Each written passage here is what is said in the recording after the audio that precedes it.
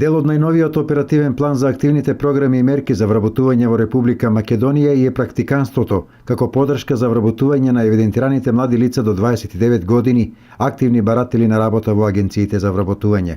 Јавниот оглас, кој беше распишан на 3 март и ќе трае во текот на целата година, веќе предизвика интерес кај младите, но и кај работодавачите.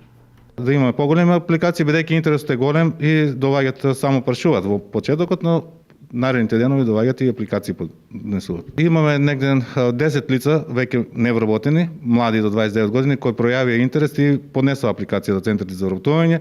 Имаме две фирми досега. Најчесто се од конфекцијските занимања, значи Штип е град на конфекција.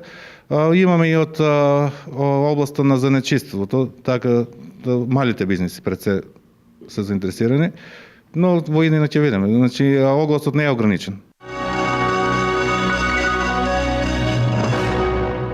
Големите казни и трошоци на кои се изложени малите трговски предпријатија им попречуваат во реализирањето на трговската дејност. Од Сдруженијето на трговијата при Стопанската комора на Македонија велат дека е потребна измена на одредени законски решенија, бидејќи создаваат проблеми во практиката.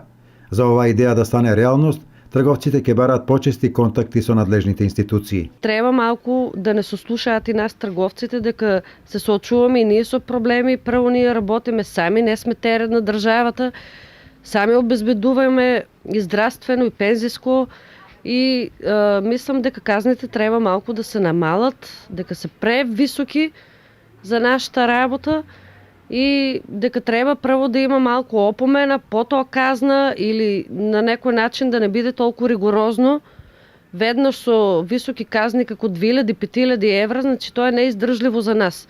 Како трговци поединци, ние сме мали фирми, што не можеме да си дозволиме да ги платиме тие високи казни. И еден апел нека биде на позитивна критика, дека треба малку да се осврнат кон трговците и да ги согледаат и проблемите што тие ги имаат, а не само казни. Тоа е еден апел од мене до оние што се надлежни. Проектот Домашна визита, кој се реализира на основа на информациите од системот Мој термин, успешно функционира. Патронажната служба секојдневно ја извршува својата должност во руралните средини. Кај посетата на хроничните болни и изнемоштени лица се врши посета и се врши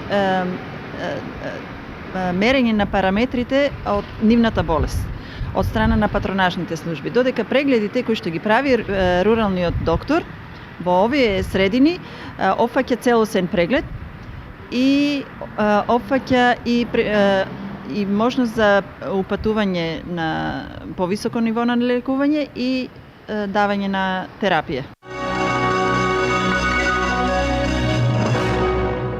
Инфобусот е единствената подвижна библиотека која повеќе од 13 години функционира во Штип, во служба на жителите на руралните средини во општините Штип и Карбинци.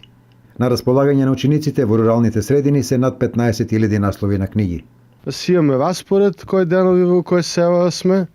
Значи, од горема важно се ова, бидејќи децата за една книга не би отише до градот, така што ние функционираме како во скроп на градската библиотека во Штип и на секој дете на рака се донесува книга.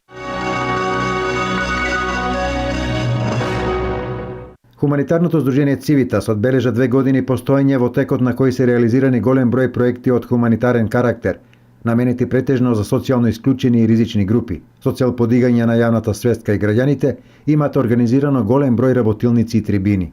Здруженијето Цивитас и кога слави активно работи. Денес е планирано хуманитарна активност, исто така собирање за средства за лекувањето на Иван Стојанов, со порака да му помогнеме на Иван следниот роден ден да го прославиме заедно.